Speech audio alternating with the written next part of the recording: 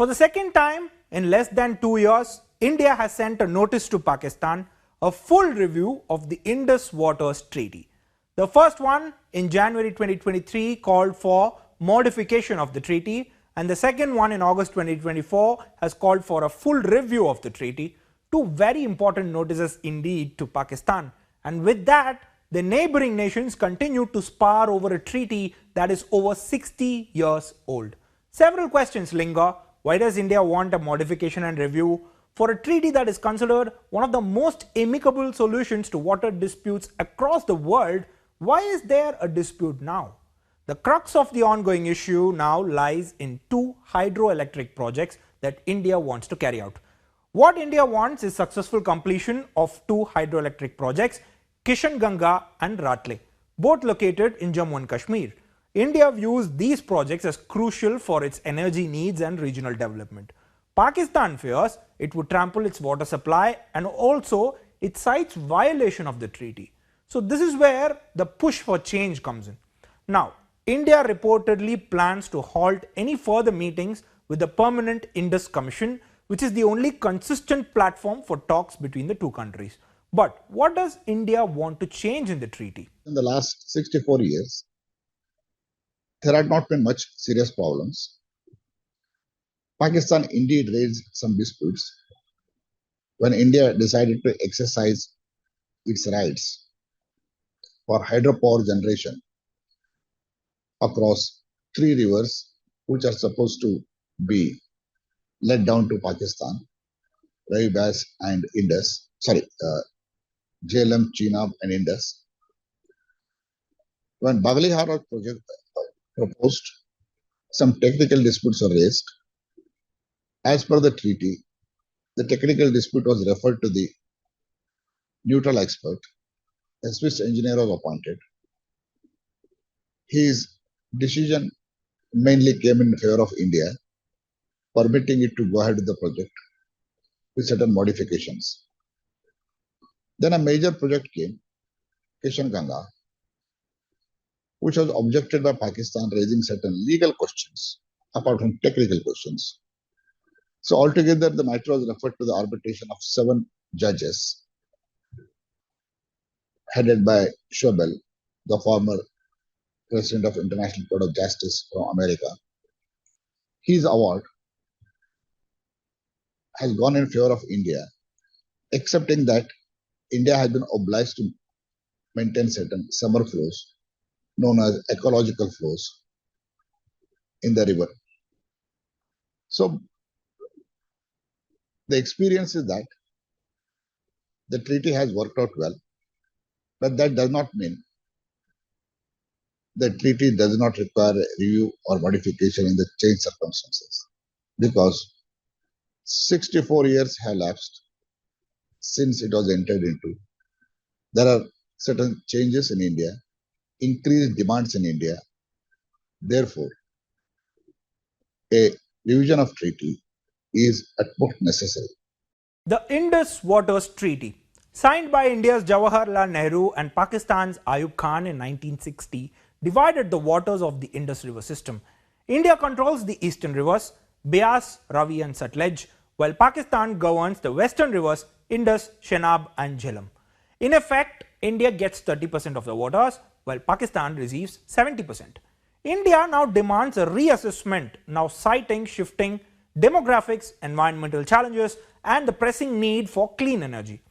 Pakistan first raised concerns about the Kishanganga project back in 2006.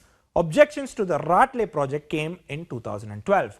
The Kishanganga issue even reached the Court of Arbitration in 2010, and here is what the two nations argue. Pakistan cites articles of the treaty that mandate India to notify Pakistan in advance about any construction on the western rivers.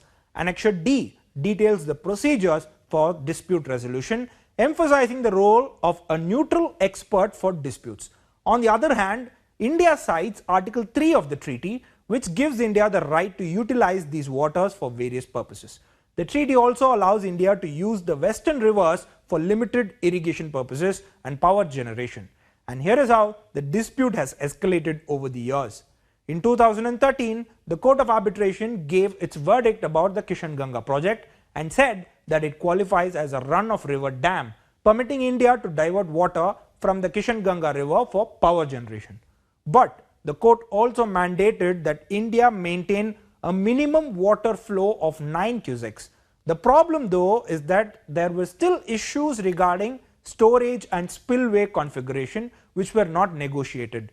So Pakistan approached the World Bank, alleging that India was violating the Indus Waters Treaty and the court's decision. Meanwhile, India continued its work on the Kishanganga project, which Prime Minister Narendra Modi inaugurated in 2018. The issue has another layer too: dispute redressal. The Indus Waters Treaty disputes have a clear step-by-step process for redressal. First, the Indus commissioners try to resolve the issue. If that fails, it goes to a neutral expert. And finally, if still unresolved, it can be escalated to the Court of Arbitration. In 2015, when Pakistan raised technical objections in India's projects, it sought the involvement of neutral experts. India said it was violative of the treaty. Then in 2016, Pakistan approached the Court of Arbitration, skipping the neutral expert process.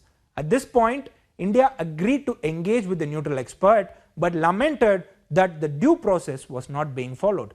With this, the two nations were at crossroads with how the issue had to be dealt with.